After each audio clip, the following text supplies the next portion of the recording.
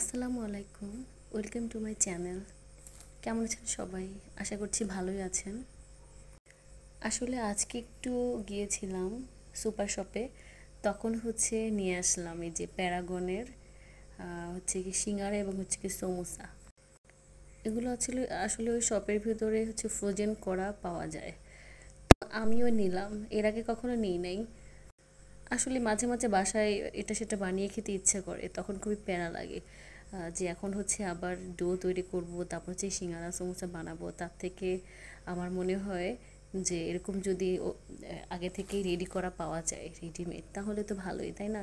এটা একদম প্রিপেয়ার করাই থাকে, শুধু আনবেন আর ভাজবেন তেলে।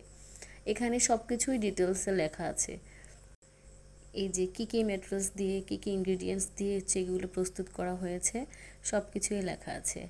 এবং এটার দাম কত, এই যে 160 টাকা দাম ছিল 15 পিসের জন্য। 15 পিসের জন্য 160 টাকা দাম ছিল।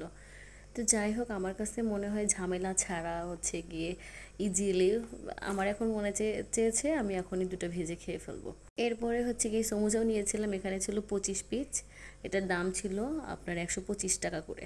তো ছিল ভেজিটেবল সমোসা, আর সিঙ্গারাটা ছিল গিলা কলিজা দিয়ে হয়তো বানানো এরকম, আমি এখন ভাজি নিয়ে এর জন্য বলতে পারছি না। এখানেও ম্যাটেরিয়ালস দেওয়া আছে, কী কী ইনগ্রিডিয়েন্টস ইউজ করা হয়েছে সবই দেওয়া আছে। আসলে বাসায় বানানোটা আমার কাছে হ্যাসেল মনে হয়।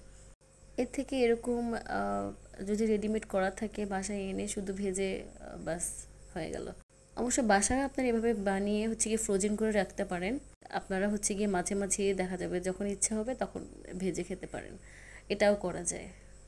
তাহলে আমার মনে হয় দামটাও কম পড়বে এবং ইচ্ছা মতন বানিয়েও খেতে পারবেন।